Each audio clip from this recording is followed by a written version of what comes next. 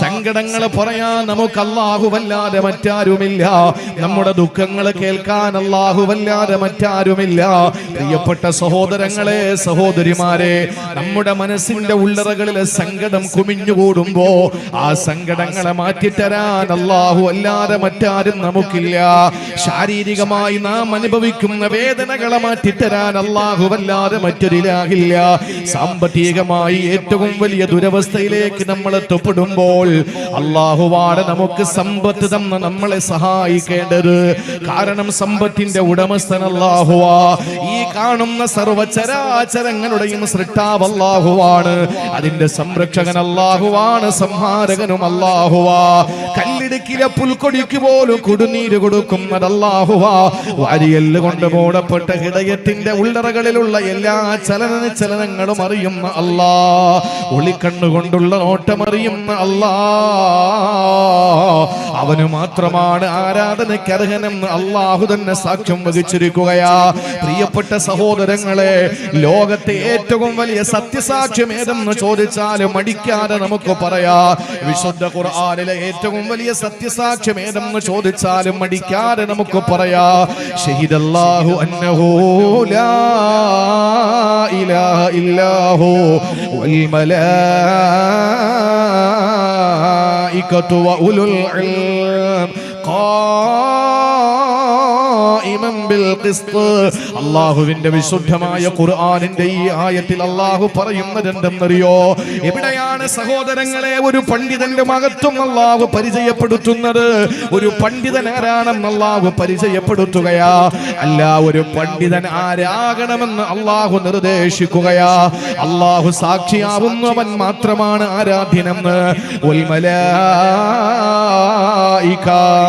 അല്ലാഹുവിന്റെ പാരാവാരം പോലെ പരന്ന് നിരന്ന് കിടക്കുന്ന മാലാക സമൂഹവും സാക്ഷ്യം വഹിക്കുകയാ. അല്ലാഹു സാക്ഷ്യം വഹിക്കുന്നത് അവനെ തന്നെയാണ്. മലായിക്കത്തുകളെ സാക്ഷ്യം വഹിക്കുന്ന നമുക്ക് ഊഹിക്കാവുന്നതേ ഉള്ളൂ. കാരണം വഹും ഇൻദല്ലാഹ്, അവർ പടച്ചവന്റെ അടുക്കലല്ലേ. അല്ലാഹുവിന് വേണ്ടി തസ്ബീഹുകളും തഹ്ലീലുകളുമായി കഴിയുന്നവരാ. അവർ കൂടില്ല, ഉറക്കമില്ല, അവർക്ക് ഭക്ഷണമില്ല, പാനീയമില്ല, അവർക്ക് മലമൂത്ര വിസർജനമില്ല, അവർക്ക് ഭാര്യ ഭർത്താക്കന്മാർ തമ്മിലുള്ള ബന്ധമില്ല, അവർ ആണുമല്ല പെണ്ണുമല്ല. അല്ലാഹുവിന്റെ മലായിക്കത്തുകളും സാക്ഷ്യം വഹിക്കുകയാ. മൂന്നാമത് അല്ലാഹു ഈ ലോകത്തിനും എണ്ണി പറഞ്ഞതാരെയെന്നറിയോ? ആകാശത്തിന്റെ ചുവട്ടിൽ ഭൂമിയുടെ മുകളിൽ അല്ലാഹു എണ്ണി പറഞ്ഞതാരെയെന്നറിയോ? അല്ലാഹുവിന്റെ വിശുദ്ധ ഖുർആൻ തന്നെ പറയട്ടെ, വഉലുൽ ഇൽമി ഖായിമൻ ബിൽ ഖിസ്ത്. വഉലുൽ ഇൽമി, അല്ലാഹു തആല കൊടുത്ത ഇൽമുடைய ആളുകളാ, ഇൽമിന്റെ വാഹകരാ. ഇവിടത്തെ പണ്ഡിതന്മാരാണ്. വിശുദ്ധ ഖുർആനിന്റെ വരികൾക്കിലൂടെ വായിക്കാൻ അവകാശം നേടിയ പാണ്ഡിത്യത്തിന്റെ പരമോന്നതയിലെത്തിയ നിപുണന്മാരായ മിടുക്കന്മാരായ പണ്ഡിത ശ്രേഷ്ഠരാണ്. സഹോദരങ്ങളെ, അല്ലാഹു ഏകനാണ് എന്ന് ആദ്യമായി അല്ലാഹുവാണ് സാക്ഷ്യം വഹിച്ചതെങ്കിൽ, രണ്ടാമതവന്റെ മലായിക്കത്തുകളാണ് സാക്ഷ്യം വഹിച്ചതെങ്കിൽ, മൂന്നാമത് അല്ലാഹു ഏകനാണെന്ന് സാക്ഷ്യം വഹിച്ചതാരെന്നറിയോ? വഉലുൽ ഇൽമി, പണ്ഡിതന്മാരാണ്, പണ്ഡിത സമൂഹമാണ്. അല്ലാഹു പറഞ്ഞ ഈ പണ്ഡിതന്മാരെ അല്ലാഹുവിന്റെ സൃഷ്ടികളിൽ മലായിക്കത്തുകൾ കഴിഞ്ഞാൽ അല്ലാഹു ഏറ്റവും എടുത്തെണ്ണി പറഞ്ഞ ഒരേ ഒരു വിഭാഗം പാണ്ഡിത്യത്തിന്റെ ഏറ്റവും വലിയ പരമോന്നതയിലെത്തിയവരാണെങ്കിൽ, സഹോദരങ്ങളെ, സൃഷ്ടികളിൽ നിന്ന് അല്ലാഹു ഉലമാക്കളെ മാത്രമേ പറഞ്ഞിട്ടുള്ളൂ എങ്കിൽ അവരാണ് നീതിമാന്മാര്, അവര് മാത്രമാണ് നീതിമാന്മാര്. അതുകൊണ്ടാണ് അല്ലാഹു പറഞ്ഞത് ഖായിമൻ ബിൽ ഖിസ്ത്, അവര് നീതിയോടെ അല്ലാഹു ഏകനാണെന്ന് സാക്ഷ്യം വഹിക്കുകയാണ്. ലോകത്ത് അല്ലാഹുവിന്റെ വിശുദ്ധമായ ഖുർആൻ ഒരു പണ്ഡിതൻ ആരാകണമെന്ന് പഠിപ്പിക്കുകയാണ്. ഒരു പണ്ഡിതന്റെ മഹത്വത്തിന് അപ്പുറത്ത് ഒരു പണ്ഡിതൻ ആരാകണമെന്നുള്ള പഠിപ്പിക്കുകയാണ്. നമ്മളെപ്പോഴും അങ്ങനെ മഹത്വം ഫളാഇൽ പറഞ്ഞുകൊണ്ടിരുന്നാൽ നടക്കൂല. നമ്മളിപ്പോഴും പറയുന്നത് എന്താണ്? നമ്മളിപ്പോഴും പറയുന്നത് ഇൽമു പഠിക്കുന്ന മുതഅല്ലിമീങ്ങൾക്ക് അലറി വിളിക്കുന്ന അലമാലകളുടെ അടിത്തട്ടിലൂടെ ഊളിയിട്ട് സഞ്ചരിക്കുന്ന പരൽ മത്സ്യം മുതൽ നീലത്തിമിംഗലം വരെയുള്ള വലിയ വലിയ ജീവികളും ചെറിയ ചെറിയ ജീവികളുമായ മുഴുവൻ കടലിലെ മത്സ്യങ്ങളും അന്തരീക്ഷത്തിന്റെ വിരിമാറിലൂടെ പാറി പറന്നടക്കുന്ന പറവകളും ലോകത്തെ മുഴുവൻ സംവിധാനങ്ങളും അള്ളാഹുവിന്റെ ഇൽമ പഠിക്കുന്ന മുത്തഅല്ലിമീങ്ങൾക്ക് വേണ്ടിയിട്ട് പാപം പൊറുക്കലിനെ ചോദിച്ചുകൊണ്ടിരിക്കുന്നു എന്നതിന്റെ ഫളായിലുകൾ അങ്ങോട്ട് പറഞ്ഞാ പോരാ. പിന്നെയോ മത്സ്യങ്ങളും ഇഴജന്തുക്കളും മൃഗങ്ങളും പക്ഷിപറവാദികളും വൃക്ഷലതാദികളും തസ്ബീഹ് ചൊല്ലുന്ന ഇസ്തിഗ്ഫാർ ചൊല്ലുന്ന ഒരു പദവിയിലേക്ക് പണ്ഡിതന്മാരെ വാർത്തെടുക്കാൻ നമ്മൾ തയ്യാറാകണം. പണ്ഡിതന്മാരെ ആ കോലത്തിലേക്ക് വരണം. അതിനുള്ള സ്ഥാപനങ്ങൾ മെച്ചപ്പെടണം. വിശുദ്ധ ദീൻ നമ്മുടെ കയ്യിൽ നിന്ന് നഷ്ടപ്പെട്ടുകൊണ്ടിരിക്കുന്ന കാലം, തോന്നിയവന്മാര് കയറി ഫത്വ കൊടുക്കുന്ന കാലം, വായി തോന്നുന്നത് കോതയ്ക്ക് പാട്ടുപോലെ എല്ലാ സ്ഥലങ്ങളിലും വലിയ മുഫ്തിമാർ ഇറങ്ങിയിരിക്കുന്ന കാലം. ഈ കാലഘട്ടത്തില് ഒരു പണ്ഡിതന്റെ ധർമ്മം എന്താണ്? ആ പണ്ഡിതൻ സത്യസാക്ഷ്യം വഹിക്കുന്നവനാണ്, ഏറ്റവും വലിയ സാക്ഷ്യം വഹിച്ചവനാണ്. അള്ളാഹു സാക്ഷ്യം വഹിച്ച രണ്ടാമത് അള്ളാഹ് പറഞ്ഞത് മലായിക്കത്തുകളെയാണ്. അവർക്ക് ധൈര്യമായിട്ട് സാക്ഷ്യം വഹിക്കാൻ കാരണം എന്താണ്? അവർ അള്ളാഹുവിന്റെ അടുക്കലുള്ളവരാണ്. മൂന്നാമത് അള്ളാഹു സാക്ഷ്യം വഹിച്ചത്, സാക്ഷ്യം വഹിച്ചു എന്ന് പറഞ്ഞത് പണ്ഡിതന്മാരെയാണ്. ഞാനിത് പറയുമ്പോഴും എന്റെ പ്രിയപ്പെട്ട സഹോദരി സഹോദരന്മാരോട് എനിക്ക് പറയാനുള്ളത്, ഈ പണ്ഡിതനാവുക എന്ന് പറയുന്നത്, ഒരു വിഷയത്തിലെ പാണ്ഡിത്യം എന്ന് പറയുന്നത് ആ വിഷയത്തിന്റെ സകല വിഷയങ്ങളെ പറ്റിയിട്ടുള്ള അവഗാഹമാണ്. അല്ലാതെ പണ്ഡിതനാവുക എന്ന് പറഞ്ഞാൽ ഒരു പള്ളിയിലെ ഖത്തീബാവുക എന്നല്ല എന്റെ അർത്ഥം. പണ്ഡിതനാവുക എന്ന് പറഞ്ഞാൽ ഒരു ഇസ്ലാമിക കലാലയത്തിന്റെ പ്രൊഫസറാവുക എന്നല്ല. ഒരു പണ്ഡിതനാവുക എന്ന് പറഞ്ഞാൽ ഒരു പൊതുപ്രഭാഷകനാവുക എന്നല്ല. ഒരു പണ്ഡിതനാവുക എന്ന് പറഞ്ഞാൽ ഒരു ഗ്രന്ഥം രചിക്കുന്നവനാവുക എന്നല്ല. മറിച്ച് ഒരു വിഷയത്തിൽ അവഗാഹം നേടിയവനാണോ അവൻ ആ വിഷയത്തിൽ പണ്ഡിതനാണ്. ആ വിഷയത്തിൽ പണ്ഡിതനാണ്. എല്ലാ പണ്ഡിതന്മാരുടെ മുകളിലും മറ്റൊരു പണ്ഡിതനുണ്ട്. എല്ലാ പണ്ഡിതന്റെ മുകളിലും മറ്റൊരു പണ്ഡിതനുണ്ട്. നമ്മുടെ ഏതെങ്കിലും ഒരു സർക്കാർ സ്ഥാപനത്തിൽ ഹൈ ലെവലിൽ ഇരിക്കുന്ന ഒരു സീനിയർ ഉദ്യോഗസ്ഥന്റെ മുകളിൽ മറ്റാരെങ്കിലും ഉണ്ടോ? ഒരു മനുഷ്യൻ ഉണ്ടാവൂല. അവസാന വാക്ക് അദ്ദേഹത്തിൻ്റെതാണ്. പള്ളിയിൽ പ്രസിഡന്റിന്റെ മുകളിൽ പിന്നെ വേറെ ആരുമില്ലല്ലോ. അതിന്റെ മുകളിൽ വേറെ ആരുമില്ല. ഏതൊരു സ്ഥാപനത്തിലും ഏതൊരു സംവിധാനങ്ങളിലും ഏറ്റവും ടോപ്പിന് ഒരാളുണ്ടാവും. പക്ഷേ പണക്കാരായാലും അങ്ങനെ തന്നെ. ഇവിടെ ഇന്ത്യയിലെ ഏറ്റവും വലിയ കോടീശ്വരന്മാരുടെ കണക്കെടുക്കുമ്പോ, കേരളത്തിലെ ഏറ്റവും വലിയ കോടീശ്വരന്മാരുടെ കണക്കെടുക്കുമ്പോ, അതുപോലെ തന്നെ ലോകത്തെ ഏറ്റവും വലിയ കോടീശ്വരന്മാരുടെ കണക്കെടുക്കുമ്പോൾ ഒന്നാം സ്ഥാനത്ത് നിൽക്കുന്ന ആളുടെ മുകളിൽ ഒരു രൂപ കൊണ്ടുപോലും മറ്റൊരാൾ ഉണ്ടാവൂല. ഉണ്ടാവുമോ? ഇല്ല. പക്ഷേ ലോകത്തിന് എത്ര വലിയവനെന്ന് പറഞ്ഞാലും വലിയവന്റെ മുകളിൽ മറ്റൊരു വലിയവനെ കൊണ്ട് അല്ലാഹു തആല ഒരു റൊട്ടേഷൻ ചെയ്തിട്ടുള്ള ഒരേ ഒരു സംവിധാനം അത് പാണ്ഡിത്യം മാത്രമാണ്. ഫൗക കുല്ലി ദി ഇൽമിൻ അലീം. ആബിദ് ഉസ്താദിനേക്കാൾ വലിയ പണ്ഡിതനാണ് അർഷദ് ഉസ്താദ്. അർഷദ് ഉസ്താദിനേക്കാൾ വലിയ പണ്ഡിതനാണ് ബഹുമാനപ്പെട്ട സൈനുദ്ദീൻ ഉസ്താദ്. സൈനുദ്ദീൻ ഉസ്താദിനേക്കാൾ വലിയ പണ്ഡിതനാണ് ആബിദ് ഉസ്താദ്. ആബിദ് ഉസ്താദിനേക്കാൾ വലിയ പണ്ഡിതനാണ് സൈനുദ്ദീൻ ഉസ്താദ്. ഈ സൈനുദ്ദീൻ ഉസ്താദിനേക്കാളും അർഷദ് ഉസ്താദിനേക്കാളും വലിയ പണ്ഡിതനാണ് ആബിദ് ഉസ്താദ്. എങ്ങനെ? ഒന്നല്ലെങ്കിൽ മറ്റൊരു വിഷയത്തിൽ. ലോകത്ത് ഒരുത്തരും തികയാത്ത ഒന്നേ ഒന്നുണ്ടെങ്കിൽ അത് സമ്പത്തല്ല. സമ്പത്താണെങ്കിൽ ഇപ്പോ ഓണത്തിന് ബമ്പർ അടിച്ച 50 കോടി അല്ലെ? എത്ര? 5 കോടിയാ? 25 കോടി. 25 കോടി അല്ലെ? 25 കോടി രൂപ ബമ്പർ സമ്മാനം അടിച്ചവൻ പറഞ്ഞ എന്താണെന്നറിയോ? എന്റെ പൊന്നു ദൈവമേ, എനിക്ക് 3-ാം സമ്മാനം മതിയായിരുന്നെന്നാണ്. എനിക്ക് 3-ാം സമ്മാനം മതി എന്നാണ്. കാരണം എന്താണ്? ഇതങ്ങോട്ട് അടിച്ചു എന്ന് അറിഞ്ഞപ്പോ തന്നെ വീട്ടിൽ ക്യൂ ആണ്. ഇവിടെ ചെക്ക വല്ലതുണ്ടെങ്കിൽ എടറ, അല്ലെങ്കിൽ വന്നു പറയുന്നത് വല്ലതുണ്ടെങ്കിൽ കൊടറ എന്നൊക്കെ പറഞ്ഞിട്ട് ആളുകൾ ഇങ്ങനെ കൂടിയിരിക്കുകയാണ്.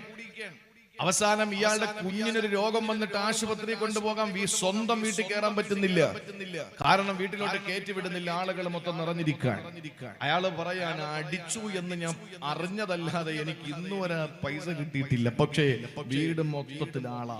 അയാൾ പറയുന്നു, ഇത് അടിക്കണ്ടായിരുന്നു, വല്ലാത്തൊരു ശല്യമായി പോയി. അങ്ങനെ ഒരു ആലിമ പറയുമോ? ഒരു വിവരമുള്ളവൻ പറയോ? ഒരിക്കലും നിറയ്ക്കപ്പെടാത്ത, ഒരിക്കലും വയറ് നിറയാത്ത ഒരു അനുഗ്രഹം അല്ലാഹു തന്നിട്ടുണ്ടെങ്കിൽ അതേതാണ്?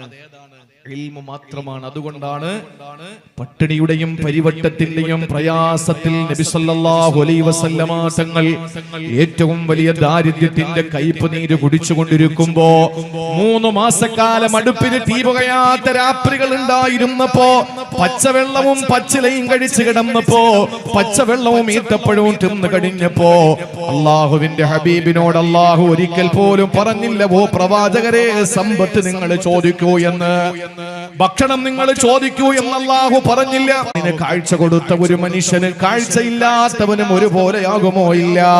ഏതുപോലെ നരകാവകാശികള് സ്വർഗാവകാശികള് സമന്മാരല്ല, അന്ധനും അന്ധതയില്ലാത്തവനും സമന്മാരല്ല. ഇതേ വാക്ക് തന്നെ അള്ളാഹു പറയുകയാ, ലാ യസ്തവി അസ്ഹാബുന്നാർ വഅസ്ഹാബുൽ ജന്ന അസ്ഹാബുൽ ജന്നതി ഹുമുൽ ഫായിസൂൻ. നരകാവകാശികള് സ്വർഗാവകാശികള് സമന്മാരല്ല. സ്വർഗാവകാശികൾ ഹുമുൽ ഫായിസൂൻ, അവരാണ് വിജയികൾ, അവരാണ് വിജയിച്ചവര്. ഇത് അള്ളാഹു സ്വർഗ നരകാവകാശികളുടെ അള്ളാഹു തആല വ്യത്യാസം പറഞ്ഞുവെങ്കിൽ അന്ധനെയും അതുപോലെ കാഴ്ചയുള്ളവനെയും അള്ളാഹു വ്യത്യാസപ്പെടുത്തുകയാ.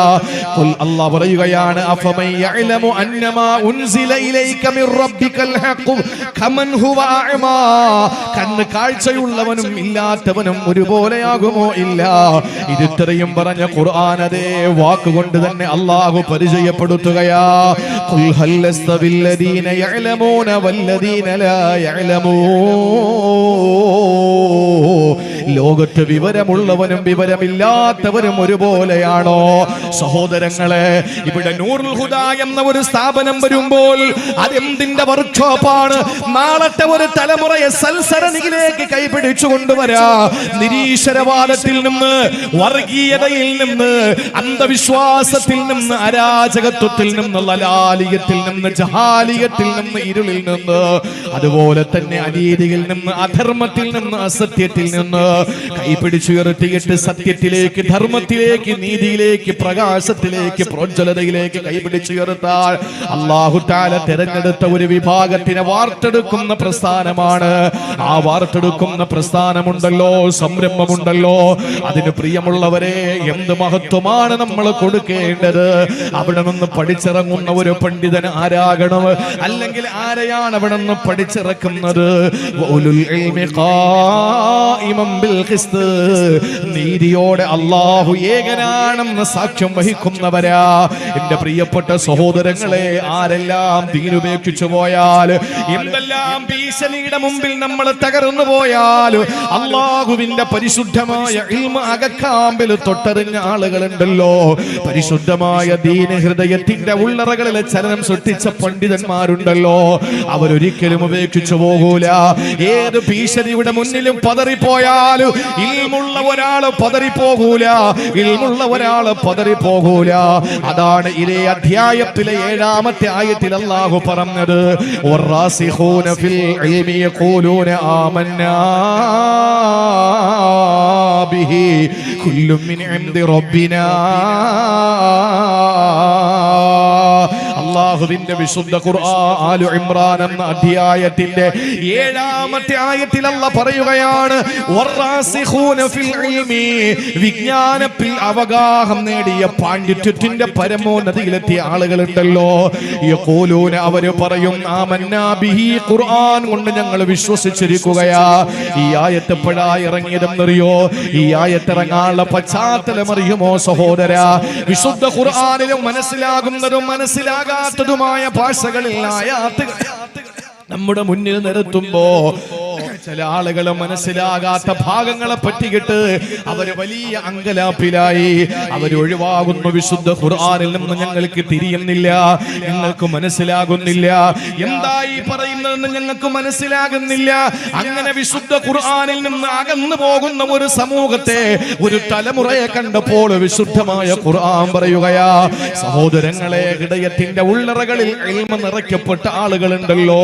വറാസിഖൂന ഫിൽ ഇൽമി വിജ്ഞാനത്തിൽ അവഗാഹം നേടിയ ആളുകളുണ്ടല്ലോ, യഖൂലൂന അവര് പറയുന്നത് ആമന്നാ ബിഹി, ഏഴാകാശങ്ങൾക്ക് മുകളിൽ നിന്ന് പടച്ച തമ്പുരാ അല്ലാഹുവിന്റെ വിശുദ്ധമായ ഖുർആനിനെ അവതരിപ്പിക്കുമ്പോ ഇറാഖുരത്തിന്റെ അന്തരീക്ഷത്തെ കീറിമുറിച്ചുകൊണ്ട് റൂഹുൽ അമീൻ മലക്ക് ജിബ്രീൽ ആഗോള സംസ്കാര സംശുദ്ധ സിദ്ധാന്തം വിളിച്ചോതിയ വിശുദ്ധ ഖുർആൻ, ലോകം ദാഹിച്ചുകൊണ്ടിരുന്ന വിമോചന സരണി, പുരാതന കാലത്തെ പ്രാകൃതന്റെയും പുരോഗമന കാലത്തെ പരിഷ്കൃതന്റെയും മനോമുഖരത്തിൽ പരിവർത്തനത്തിന്റെ പടകത്തുനി മുഴക്കിയ അള്ളാഹുവിന്റെ വിശുദ്ധമായ ഖുർആൻ, ആ ഖുർആനിന്റെ അകക്കാമ്പ് തൊട്ടറിഞ്ഞ പണ്ഡിതന്മാരുണ്ടല്ലോ, അതിന്റെ ഉത്സാരമറിഞ്ഞ ആളുകളുണ്ടല്ലോ, വരികൾക്കിടയിലൂടെ വെള്ള പേപ്പറിൽ അച്ചടിക്കപ്പെട്ട കറുപ്പാക്ഷരങ്ങളുടെ വരികൾക്കിടയിലൂടെ ഉളയിട്ടിറങ്ങി വലിയ വലിയ പാണ്ഡിത്യത്തിന്റെ പരമോന്നതയിൽ എത്തിച്ചേർന്ന ആളുകളുണ്ടല്ലോ. അവര് പറയുന്നത് എന്താണ്? ആമന്നാ ബിഹി, ആര് ഖുർആനിനെ അവഗണിച്ചാലും ശരി, ആര് ഖുർആനിനെ തള്ളിപ്പറഞ്ഞാലും ശരി, ആര് ഖുർആനിനെ പുറങ്കാല് കൊണ്ട് ചവിട്ടിയാലും ശരി, ആര് ഖുർആനിന്റെ അധ്യാപനങ്ങളെ മോശമാക്കിയാലും ശരി, ആമന്നാ ബിഹി, ഞങ്ങൾ ഖുർആനിനെ കൊണ്ട് വിശ്വസിക്കുകയാ. ഖുർആൻ ഞങ്ങളെ പരിവർത്തനം ചെയ്ത ഗ്രന്ഥമാ, അത് ഏകനായ പടച്ചവനിൽ നിന്ന് ഇറക്കപ്പെട്ട ഗ്രന്ഥമാ, അത് അള്ളാന്റെ ഹബീബിന്റെ മേൽ അവതീർണമായ ഗ്രന്ഥമാ, അത് ഒറ്റയടിക്ക് പരിശുദ്ധമായ ലൈലത്തുൽ ഖദ്റിന്റെ രാത്രിയിൽ ഇറക്കിയിട്ട് 23 വർഷക്കാലം ആവശ്യത്തിനനുസരിച്ച് അള്ളാഹുവിന്റെ പ്രിയപ്പെട്ട പ്രവാചകൻ ഇറക്കി കൊടുത്ത ഖുർആനാ. ആ വിശുദ്ധമായ ഖുർആൻ ഉണ്ടല്ലോ, കുല്ലും മിൻ ഇൻദി റബ്ബിനാ, സർവ്വതും ഞങ്ങളുടെ അള്ളാഹുവിൽ നിന്ന് അവതീർണമാണ്. ഒരക്ഷരം പോലും മനുഷ്യനിർമ്മിതമല്ല, ഒരക്ഷരം പോലും മനുഷ്യന്റെ നിർമ്മാണമല്ല. അള്ളാഹുവിന്റെ ഹബീബ് സല്ലല്ലാഹു അലൈഹി വസല്ലം നിരക്ഷരനായിരുന്നല്ലോ, ഉമ്മിയായിരുന്നല്ലോ, പ്രവാചകന്റെ കൈകടത്തലുകൾ ഉണ്ടായിട്ടില്ല. വിശുദ്ധ ഖുർആൻ ഏതെങ്കിലും തരത്തിൽ റസൂലുള്ളാഹി തിരുത്തുമായിരുന്നെങ്കിൽ ഒരിക്കലും അത് ചിന്തിക്കാൻ പോലും നമുക്ക് കഴിയാത്ത കാര്യമാണ്. ഇനി അതല്ല, അള്ളാഹുവിന്റെ ഖുർആൻ നബിതങ്ങൾ അള്ളാഹുവിന്റെ ഗ്രന്ഥമല്ലായിരുന്നെങ്കിൽ അത് പ്രവാചകൻ എഴുതിയുണ്ടാക്കിയതെന്ന് പാശ്ചാത്യന്റെ ഗ്രന്ഥങ്ങളിൽ മോശമായ വരികൾ കാണുമ്പോ പ്രിയപ്പെട്ടവരെ അത് അങ്ങനെയാണ് സംഭവിച്ചിരുന്നത് എങ്കിൽ സൂറത്തുൻ നൂർ എന്ന് പറയുന്ന ഒരു അധ്യായം ഉണ്ടാകുമായിരുന്നില്ല. എന്തുകൊണ്ടെന്നറിയോ? ആ സൂറത്തുൻ നൂറിലാണ് ഹസ്രത്ത് ആയിഷ റളിയല്ലാഹു തആല അൻഹയുടെ വ്യഭിചാര ആരോപണത്തെ സംബന്ധിച്ച് പ്രതിപാദിക്കുന്നത്. അള്ളാഹുവിന്റെ ഹബീബിന്റെ കരങ്ങൾ ഏതെങ്കിലും തരത്തിൽ ഖുർആനിനെ തിരുത്തിയിരുന്നെങ്കിൽ എന്റെ പ്രിയപ്പെട്ടവരെ അബസവതവല്ല അൻജാഅഹുൽ അഅമാ എന്ന വിശുദ്ധമായ ഖുർആനിന്റെ അധ്യായം കാണുമായിരുന്നില്ല. അന്ധനായ അബ്ദുല്ലാഹി ഇബ്നു ഉമ്മ മക്തൂം അടുത്തേക്ക് കടന്നു വരുമ്പോൾ അള്ളാഹുവിന്റെ റസൂൽ അവിടുത്തെ പ്രമാണിമാരോട് ദീനിനെ പറ്റി സംസാരിച്ചു കൊണ്ടിരിക്കുമ്പോ അള്ളാഹുവിന്റെ ഹബീബിന്റെ സമക്ഷത്തിലേക്ക് കടന്നു വന്ന ഇബ്നു ഉമ്മി മക്തൂം എന്ന അബ്ദുല്ലാഹി ഇബ്നു ഉമ്മ മക്തൂം മദീനയിൽ അള്ളാഹുവിന്റെ ഹബീബിനെ നമസ്കാരത്തിന് വേണ്ടി ക്ഷണിച്ചിരുന്ന പ്രവാചകന്റെ പ്രിയപ്പെട്ട മുഅദ്ദിനായ ബിലാൽ റളിയല്ലാഹു അൻഹുവിന്റെ സഹപ്രവർത്തകനായ അബ്ദുല്ലാഹി ഇബ്നു ഉമ്മ മക്തൂം അവിടെ ഒരിക്കലും എന്റെ പ്രിയപ്പെട്ടവരെ റസൂലുള്ളാഹിയെ ശല്യപ്പെടുത്താൻ വന്നതല്ല. പക്ഷെ നബി തങ്ങളുടെ മുന്നിലേക്ക് കടന്നു വന്ന് ആർത്തിയോടെ റസൂലുള്ളാഹിന്റെ മുന്നിലേക്ക് കടന്നു വരുമ്പോൾ ആ പ്രമാണിമാർ അപ്പോഴും സംസാരിക്കുന്നത് ഈ നാട്ടിലെ പാവങ്ങളെ ഒന്ന് ഒഴിവാക്കി തരണമെന്ന വാക്കുകളായിരുന്നു. ആ സമയത്താണ് ഉമ്മ മക്തൂമിന്റെ കടന്നു വരവ്. ആ സമയത്ത് അല്ലാഹുവിന്റെ ഹബീബ് ആ വരവങ്ങ് ഇഷ്ടപ്പെട്ടില്ല. എന്തിനാണ് ഈ സമയത്ത് ഇബ്നു മക്തൂം കടന്നു വന്നത്? ആ ഒരു ചിന്ത റസൂലുള്ളാഹിന്റെ മനസ്സിൽ വന്നു, മുഖം വല്ലാതെ ഒന്ന് ചുളിഞ്ഞുപോയി. ആ കാഴ്ച ഒരിക്കലും അള്ളാന്റെ ഹബീബിന്റെ റിസാലത്തിന്റെ നെറ്റിത്തടം ചുളിഞ്ഞത് ഒരിക്കലും ഇബ്നു ഉമ്മ മക്തൂം കണ്ടിട്ടില്ല. പക്ഷേ സഹോദരങ്ങളെ, കാണാൻ അന്ധനാണല്ലോ, പക്ഷെ അള്ളാഹു കാണുന്നല്ലോ. അള്ളാഹു ഉടനെ ഇറക്കി അബസ വതവല്ല അൻജാഅഹുൽ അഅമാ. മുഖം ചുളിച്ചോ നബിയേ, തല തിരിച്ചോ നബിയേ. അന്ധനായ ഉമ്മ മക്തൂം അങ്ങയുടെ മുമ്പിൽ വന്നപ്പോൾ ഈ ആയത്തും ഈ അധ്യായവും അള്ളാന്റെ ഹബീബ് മാറ്റുമായിരുന്നല്ലോ. ഇല്ല, ഇത് റസൂലുള്ളാന്റെ കൈകടത്തലുകളല്ല. ലോകത്താർക്കും അതിനെ കൈകടത്താൻ കഴിയുകയില്ല. അതുകൊണ്ടാണ് വറാസിഖൂന ഫിൽ ഇൽമി, വിജ്ഞാനത്തിൽ അവഗാഹം നേടിയ അല്ലാഹുവിന്റെ ഖുർആനിന്റെ അകക്കാമ്പ് തൊട്ടറിഞ്ഞ ഉത്സാരം തൊട്ടറിഞ്ഞ പണ്ഡിത പ്രഭുക്കൾ യഖൂലൂന, അവരെ പറയുന്നു, ആമന്നാ ബിഹി, ഖുർആനെ കൊണ്ട് ഞങ്ങൾ വിശ്വസിക്കുകയാ. കുല്ലും മിൻ ഇൻദി റബ്ബിനാ, ഇതെല്ലാം നമ്മുടെ സർവാധിനാഥനായ സർവേശ്വരനായ സർവഗുണ സമ്പൂർണനായ സർവലോക സൃഷ്ടിസ്ഥിതി സംഹാരകർത്താവായ അല്ലാഹുവിൽ നിന്നുള്ളതാണ് എന്ന് അവഗാഹം നേടിയ പണ്ഡിതന്മാര് പറയുമെന്ന് അള്ളാന്റെ പരിശുദ്ധ ഖുർആൻ.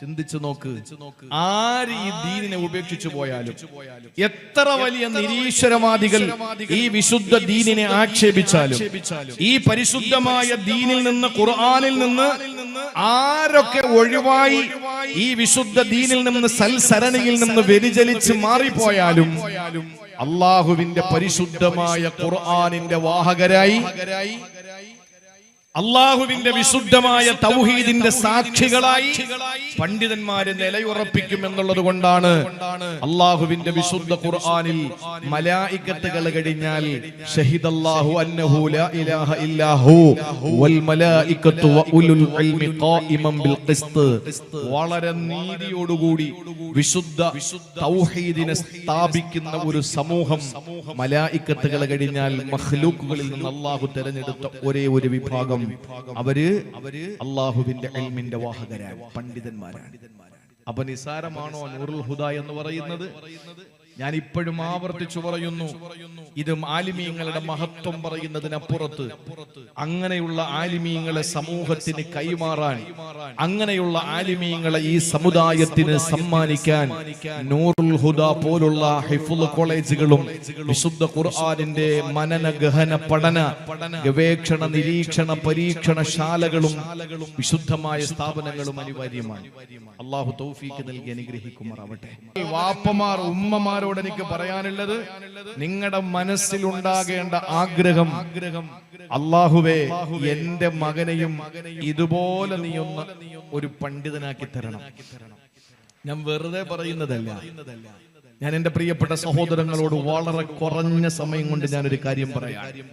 എന്റെ വിഷയത്തിലേക്ക് ഞാൻ വരുന്നു. ഞാൻ എന്റെ പ്രിയപ്പെട്ട സഹോദരങ്ങൾ അങ്ങ് അകലങ്ങളിലും ഇവിടെയൊക്കെ ഇരുന്ന് വഴല് കേൾക്കുന്നവരോട് എനിക്ക് പറയാനുള്ളത്, നമ്മൾ ആഗ്രഹിക്കുക നമ്മുടെ മക്കളെയും അല്ലാഹു ഇതുപോലെ ആക്കി തരും. ഗസ്ല് എന്ന് പറഞ്ഞാൽ നെയ്ത്തെന്നാണ് അർത്ഥം. ഗസാലി എന്ന് പറഞ്ഞാൽ നെയ്ത്തുകാരൻ. നെയ്ത്തുകാരനായ, തുണി നെയ്ത് ജീവിക്കുന്ന ഒരു പാവപ്പെട്ട ഒരു കർഷകനായ ഒരു സാധുവായ ഒരു മനുഷ്യൻ, അദ്ദേഹം ഏത് പണ്ഡിത സദസ്സിൽ പോയിരുന്നാലും ആഗ്രഹിക്കും, ഏത് വിജ്ഞാന സദസ്സിൽ പോയിരുന്നാലും ആഗ്രഹിക്കും, പടച്ചോനെ എന്റെ മകനെ കൂടി നീ ഇതുപോലെ ആക്കിത്തരണേ അല്ലാ. പള്ളിയിലെ ഉസ്താദിന്, കോളേജിലെ ഉസ്താദിന്, അവിടുത്തെ മൗലാനയ്ക്ക്, ഷെയ്ഖിന് വെള്ളമൊഴിച്ചു കൊടുക്കുമ്പോൾ, കാലം തടകി കൊടുക്കുമ്പോൾ ഒക്കെ ആഗ്രഹിക്കുമായിരുന്നു, പടച്ചോനെ ഇതിന്റെ ബറക്കത്ത് കൊണ്ട് എന്റെ മകനെ കൂടി നീ ഒരു നല്ല ആലിമും ഹാഫിളും ആക്കി തരണേ അല്ലാ എന്ന്. നിങ്ങൾക്കറിയോ എന്റെ പ്രിയപ്പെട്ട സഹോദരങ്ങളെ, മഹാന്മാരായ പണ്ഡിതന്മാരുടെ സദസ്സുകളിൽ കടന്നു ചെന്നിട്ട് വലിയ ആഗ്രഹം മനസ്സിൽ ഒളിപ്പിച്ചു വെച്ച് എന്റെ മകനെയും ഇതുപോലെ ആക്കണമെന്ന് മോഹിച്ച ആ നെയ്ത്തുകാരനായ കർഷകനായ പിതാവിന് ഒരാൺതരി ഉണ്ടായിരുന്നു. ആ മകനെ പഠിക്കാൻ വേണ്ടി വിട്ടു. ആ മകൻ പഠിക്കാൻ പോയി പഠിച്ചതെല്ലാം തന്റെ പേപ്പറിൽ എഴുതി വെച്ചിട്ട് മടങ്ങി വനത്തിലൂടെ വരുമ്പോൾ ആ പ്രിയപ്പെട്ട മകനെ കൊള്ളക്കാര് പിടിച്ചു. കൊള്ളക്കാര് പിടിച്ചിട്ട് ആ മകന്റെ കൈവശം ഒന്നും ഉണ്ടായില്ല. ആ മകന്റെ കൈവശം ആകെ ഉള്ളത് ഒരു വലിയ പേപ്പറിന്റെ കെട്ടാണ്. ആ കെട്ട് മുഴുവനും കൊള്ളക്കാരൻ പിടിച്ചെടുത്തിട്ട് തന്റെ കുതിരപ്പുറത്തിരുന്ന് കീറി നശിപ്പിക്കാൻ ശ്രമിക്കുമ്പോൾ ആ മകൻ ഓടി ചെന്നിട്ട് ആ കൊള്ളക്കാരനോട് പറഞ്ഞു, നിങ്ങൾ എന്നെ കൊന്നാലും വേണ്ടില്ല, ആ പേപ്പർ നശിപ്പിക്കരുത്. ചോദിച്ചു, എന്താ ഈ പേപ്പർ? ഞാൻ വർഷങ്ങളോളം പഠിച്ചത് എഴുതി വെച്ചിരിക്കുകയാണ് അതില്. കൊള്ളക്കാരൻ ചോദിച്ചു, പൊന്നുമോനെ, ഞാനിതങ്ങ് കീറിക്കളഞ്ഞാൽ നിന്റെ എത്ര വർഷമാണ് നഷ്ടമാവുക? അതുകൊണ്ട് നിനക്ക് ബൈഹാർട്ടാക്കി കൂടെടാ, നിനക്ക് ഹിഫ്ള് ചെയ്തൂടെ, നിനക്കിത് മനനം ചെയ്തൂടെ, കാണാതെ പഠിച്ചൂടെ? എങ്കിലും നശിപ്പിച്ചാലും നിനക്ക് പ്രശ്നമില്ലല്ലോ എന്ന് ചോദിച്ചു. ആ മകൻ അന്ന് മുതൽ കൊള്ളക്കാരന്റെ ഉപദേശം കേട്ടുകൊണ്ട് ആ മകൻ പിന്നെ കാണാതെ പഠിക്കാൻ തുടങ്ങി. അങ്ങനെ മിടുക്കനായി ആ വാപ്പ എല്ലാ വേദികളിലും, എല്ലാ മജ്‌ലിസിലും, എല്ലാ പണ്ഡിത സദസ്സുകളിലും പോയിരുന്നു. അല്ലാഹുവേ, എന്റെ മകനെ കൂടി നന്നാക്കി തരണം, എന്റെ മകനെ കൂടി നീ ആലിമാക്കണം, ഹാഫിളാക്കണം എന്ന് ആഗ്രഹിച്ച ആ നെയ്ത്തുകാരന്റെ മോന്, ആ പ്രിയപ്പെട്ട മകൻ ഇമാം ഹറമൈനിയുടെ ദർസിൽ പഠിച്ചുകൊണ്ട് അസ്ഹർ യൂണിവേഴ്സിറ്റിയിൽ പഠിച്ചുകൊണ്ടിരിക്കുമ്പോൾ ആ കാലഘട്ടത്തിലെ ഏറ്റവും വലിയ കോടീശ്വരനാണ് അവിടെ പഠിക്കുന്ന കുട്ടികളുടെ മുഴുവൻ ഭക്ഷണത്തിന്റെയും ചുമതല ഏറ്റെടുത്തത്. ആ പണ്ഡിതൻ ഒരു ദിവസം, ആ പണക്കാരൻ സമ്പന്നൻ ഒരു ദിവസം ഇമാം ഹറമൈനി ഇല്ലാത്തപ്പോ ദർസിലേക്ക് ചെന്നു. എന്നിട്ടൊരു കുട്ടിയെ വിളിച്ചിട്ട് ചോദിച്ചു, മോനെ, നിനക്ക് എന്താകാനാണ് ആഗ്രഹം? അവൻ പറഞ്ഞു, എനിക്ക് നല്ലൊരു ജഡ്ജാകണം. അവൻ പറഞ്ഞു, എന്റെ സമ്പത്ത് മുഴുവനും നശിച്ചു പോയല്ലോ, യവനൊക്കെ ചാപ്പാട് കൊടുത്തിട്ട് ഒരു ഉപയോഗം ഇല്ലല്ലോ. ഒരുത്തനെ വിളിച്ചിട്ട് എന്താകണം? എനിക്ക് ഡോക്ടർ ആകണമെന്ന് പറഞ്ഞു. അങ്ങനെ വ്യത്യസ്തമായ ഭൗതിക താല്പര്യങ്ങളെ പറ്റി പറഞ്ഞപ്പോ ഇതൊന്നും ശ്രദ്ധിക്കാതെ മൂലയിൽ ഇരുന്ന് പഠിക്കുന്ന ഒരു കൊച്ചു കുട്ടിയെ കണ്ടു. ആ കൊച്ചു കുട്ടിയുടെ അടുത്ത് ചെന്നിട്ട് ചോദിച്ചു, മോനെ, നിനക്ക് എന്താകാനാണ് ആഗ്രഹം? ആ കുട്ടി പറഞ്ഞു, ആ കുട്ടി നെയ്ത്തുകാരന്റെ മോനാണ്. ആ കുട്ടി പറഞ്ഞു, സഹോദര, എനിക്ക് എന്റെ അജ്ഞത മാറണം, മറ്റുള്ളവരുടെ അജ്ഞത ലലാലിയത്തും ജഹാലിയത്തും മാറ്റണം, ഇതിലൂടെ എനിക്ക് എന്റെ അള്ളാന്റെ പൊരുത്തം നേടണം, എനിക്ക് വേറെ ആഗ്രഹം ഒന്നുമില്ല എന്ന് പറഞ്ഞ ആ മകന്റെ തലമുടികളുടെ ഇടയിലൂടെ വിരലുകൾ ഓടിച്ചുകൊണ്ട് ആ സമ്പന്നൻ പറഞ്ഞു, എന്റെ കോടിക്കണക്കിന് രൂപ എനിക്ക് നഷ്ടമായില്ല, ഒരാൾ മതിയല്ലോ നന്നായത്. ആ പ്രിയപ്പെട്ട പണ്ഡിതൻ, ആ പ്രിയപ്പെട്ട സമ്പന്നൻ അവിടെ നിന്ന് സന്തോഷത്തോടെ മടങ്ങിപ്പോകുന്നു. ആ കുട്ടി വീണ്ടും പഠിച്ചു വലിയ പണ്ഡിതനായി. ആ പണ്ഡിതനായി അവസാനം അബുൽ ഹസൻ ഷാദുലി റളിയല്ലാഹു തആല അൻഹു ഒരിക്കൽ സ്വപ്നം കാണുകയാണ്. അബുൽ ഹസൻ ഷാദുലി റളിയല്ലാഹു തആല അൻഹു സ്വപ്നം കാണുന്നു. എന്താണ് സ്വപ്നം കണ്ടതെന്നറിയോ? പ്രിയപ്പെട്ട സഹോദരങ്ങളെ, മഹാനായ പ്രവാചകൻ സല്ലല്ലാഹു അലൈഹി വസല്ലമ തങ്ങളെ സ്വപ്നം കാണുകയാണ്. ആ സ്വപ്നത്തിൽ നബി തങ്ങളുടെ വലതുഭാഗത്ത് മൂസാ നബിയുണ്ട്, ഇടതുഭാഗത്ത് ഈസാ നബിയുണ്ട്. മൂസാ നബിയോടും ഈസാ നബിയോടും അഷ്റഫുൽ വറ സല്ലല്ലാഹു അലൈഹി വസല്ലം സ്വപ്നം കാണുകയാ, ചോദിക്കുകയാണ്, ഓ ഈസാ നബിയെ, മൂസാ നബിയെ, നിങ്ങളുടെ സമൂഹത്തില് എന്റെ സമൂഹത്തിലുള്ള ഒരു പണ്ഡിതനെ പോലെ പണ്ഡിതൻ ഉണ്ടോ എന്ന് ചോദിച്ചു. അപ്പൊ അവര് പറഞ്ഞു, ആരാ? അപ്പോഴാണ് ആ നെയ്ത്തുകാരന്റെ മോന്റെ പേര് റസൂലുള്ളാഹി സ്വല്ലല്ലാഹു അലൈഹി വസല്ലം പറഞ്ഞു കൊടുത്തത്. ഏത് നെയ്ത്തുകാരൻ? അസ്ഹർ യൂണിവേഴ്സിറ്റിയുടെ അകത്തളങ്ങളിൽ എനിക്ക് ലലാലിയത്തിൽ നിന്ന്, ജഹാലിയത്തിൽ നിന്ന്, ഇരുളിൽ നിന്ന് മാറണമെന്ന് ആഗ്രഹം പ്രകടിപ്പിച്ച ആ കൊച്ചുകുട്ടി, എന്റെ പ്രിയപ്പെട്ടവരെ, ബൈഹാർട്ടാക്കാൻ കൊള്ളക്കാരന്റെ ഉപദേശം സ്വീകരിച്ചുകൊണ്ട് മുഴുവനും ബൈഹാർട്ടാക്കിയ ആ പ്രിയപ്പെട്ട പൊന്നുമോൻ മജ്‌ലിസുകളിൽ കടന്നു ചെന്നിട്ട് തന്റെ വാപ്പയുടെ മോഹങ്ങളുടെ സാഫല്യത്തിന്റെ ലക്ഷ്യപൂർത്തീകരണത്തിന് വേണ്ടി പ്രവർത്തിച്ച ആ പൊന്നുമോൻ, ആ പ്രിയപ്പെട്ട പൊന്നുമോനാണ് ആ പണ്ഡിത ലോകത്ത് ഇന്നും ചർച്ച ചെയ്യപ്പെട്ടുകൊണ്ട് സൂര്യോദയങ്ങളും സൂര്യാസ്തമനങ്ങളും ഒരു ദിവസം പോലും ഉദിക്കുകയോ അസ്തമിക്കുകയോ ചെയ്യില്ല ഈ മോന്റെ പേര് പറയാതെ. ആ മകൻ ആരാണ്? മഹാനായ ഹുജ്ജത്തുൽ ഇസ്ലാം ഇമാം അബൂ ഹാമിദുൽ ഗസ്സാലി റളിയല്ലാഹു തആല അൻഹു. മഹാനായ ഇമാം ഗസ്സാലി തങ്ങൾ എന്ന പേരിൽ അറിയപ്പെടുന്ന ഒരു മകനെ വാപ്പാക്ക് കിട്ടിയത് എന്തുകൊണ്ടാണ്? വെറുതെ വീട്ടിനകത്ത് അടയിരുന്നിട്ട് മുട്ടയിടുന്നത് പോലെ ഇരുന്നതിന്റെ പേരിലല്ല.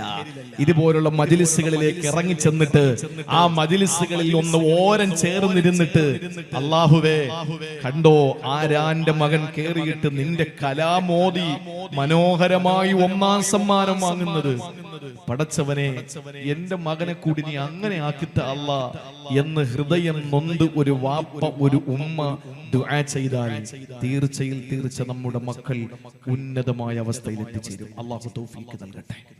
അതുകൊണ്ട് ഇരിക്കുന്ന സഹോദരിമാര് സഹോദരങ്ങളോട് എനിക്ക് പറയാനുള്ളത്, വരികൾക്കിടയിലൂടെ എനിക്ക് പറയാനുള്ളത്, ഇത് ആലിമീങ്ങളെ പറ്റി പറഞ്ഞ് സലാത്ത് ചൊല്ലി പോകുന്ന സദസ്സല്ല. നിങ്ങൾ കൊതിക്കിൻ ഇൻഷാ അല്ലാഹ് നൂറുൽ ഹുദാ ഹിഫ്ള് കോളേജിന്റെ ഭാവിയിൽ, അതല്ലെങ്കിൽ സമാനമായ ഹിഫ്ള് കോളേജുകളുടെ ഭാവിയിൽ നിങ്ങളുടെ പ്രിയപ്പെട്ട പൊന്നുമോന്, നിങ്ങളുടെ ചോര, നിങ്ങളുടെ ഗർഭാശയത്തിൽ വളർന്ന നിങ്ങളുടെ രക്തത്തിന്റെ തുടിപ്പായ പൊന്നുമോന് കയറിയിട്ട് വിശുദ്ധമായ ഖുർആൻ ഓതിയിട്ട് ഒന്നാം സമ്മാനം വാങ്ങുന്നത് കാണാം എന്റെ പ്രിയപ്പെട്ടവരെ.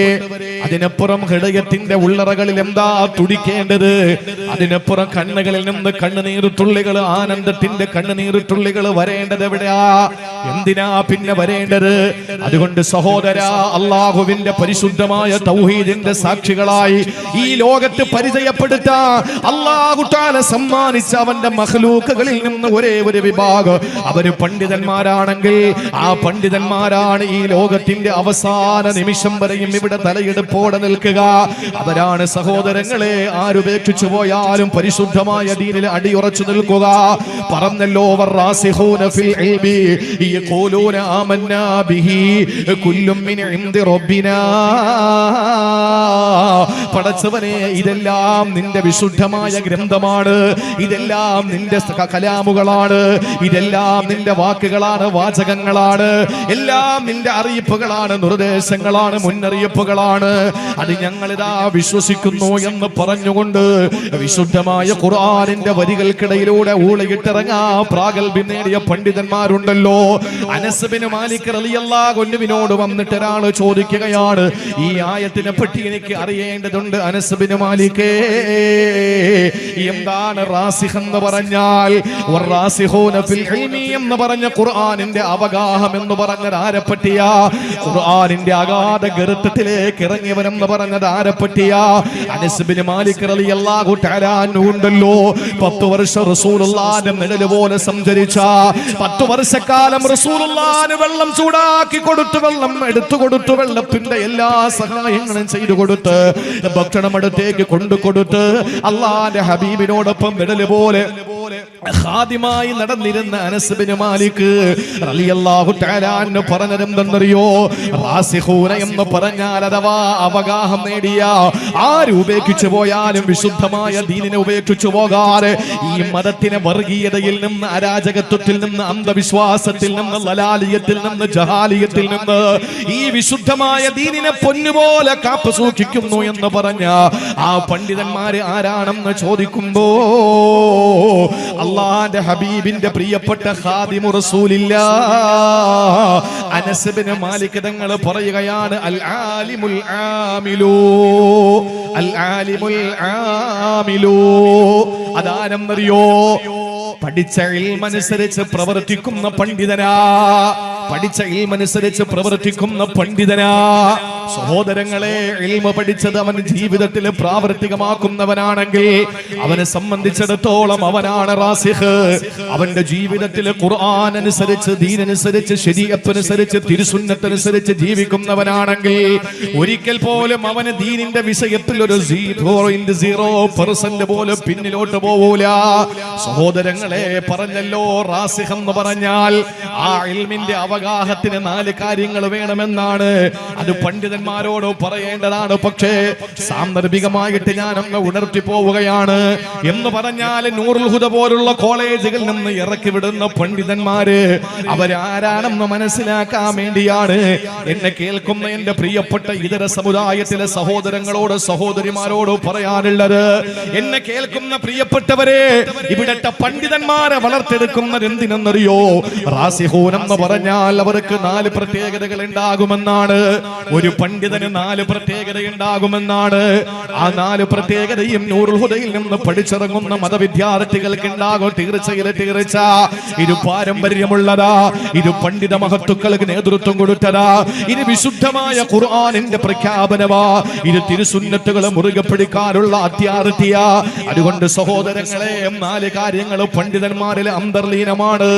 അതേതൊക്കെ എന്നറിയോ? തഖ്വാ ബൈനഹു വ ബൈനല്ലാഹ് അത്തവാളു ബൈനഹു വ ബൈനന്നാസ് അസ്സുഹുദു ബൈനഹു വ ബൈനദ്ദുനിയാ അൽ മുജാഹദത്തു ബൈനഹു വ ബൈനൻ നഫ്സി. ഈ 4 കാര്യങ്ങളാണ് ഒരു പണ്ഡിതനിൽ അന്തർലീനമാവുക. ഇവിടെ കണിയാപുരത്ത് ഈ നൂറുൽ ഹുദ എന്ന് പറയുന്ന ഒരു കോളേജ് ഇവിടെ തലയെടുപ്പോടെ നിൽക്കുമ്പോ സഹോദരങ്ങളെ, ഇവിടെ നിന്ന് പഠിച്ചിറങ്ങുന്ന പണ്ഡിതന്മാരുണ്ടല്ലോ, അല്ലെങ്കിൽ പള്ളി ദർസുകളിൽ നിന്ന് പഠിച്ചിറങ്ങുന്ന പണ്ഡിതന്മാരുണ്ടല്ലോ, അവരുടെ ക്വാളിറ്റി എന്താണെന്നറിയോ?